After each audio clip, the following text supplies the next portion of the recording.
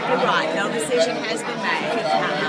So now one of the aldermen was saying the next step from here is to go to an administrative committee and get some legal counsel involved. That's exactly right. There's two ordinances which we gave out Friday that govern the hiring and firing of your police chief and your fire chief, and we just need to establish which one is the governing body, which one is law.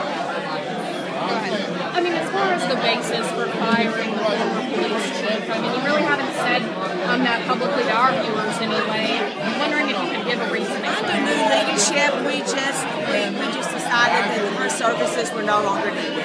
Why is that? Because we just decided her services were no longer needed. Did she not perform to standards that were set for her? Her services were no longer needed. I mean, but I don't think that these citizens are going to accept that as a transparent form of operating government. I've been advised that is all I can say right now. Is that by legal counsel? Yes. Yes. Tell me about the issue of the interim chief. He doesn't live in the city limits, doesn't live in the county. Is that what's causing some of the concern? Well, no, not necessarily. You have two different governing bodies that state what the residency requirements are.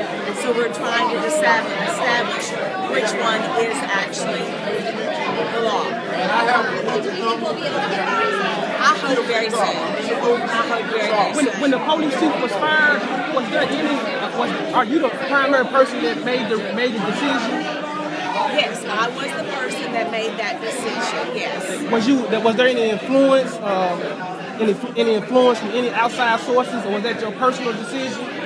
Well, no. Her services were no longer needed under new leadership.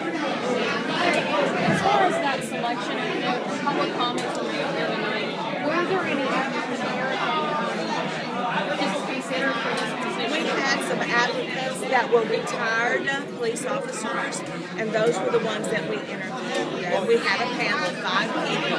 Yes. Were any of them applicants? We had 5 people to interview. Is there a way that we could submit an FOI application and get the copies of those applications? I don't know. You have to get with legal on that. I couldn't answer that. Why won't you answer the question of whether any of them were African American or not? Because it doesn't make any difference. Race doesn't make any difference. We look at qualifications only. Can you explain a little bit more to the public comments that seem to be making it a black-white issue? I can tell you that we campaigned for 19 months to say that race is not an issue here. It's based upon trust. And that's the way that I still believe. Some people seem to want to focus on that, but not us. We're remaining on our platform. We've got goals. We've got different projects on board. And we just do not look at race. We look at the person's qualifications and who they are. One question. Did Chief Ida Winfield, was he ever looked at as a candidate for the internal? We decided at that time to bring in a retired person so that those that are presently on staff could apply. That was the purpose of what we did. Was Chief Winfield ever looked at as a... We brought on retired patrolmen so that we could look at them and put them in on a short-term basis so all the other ones could apply.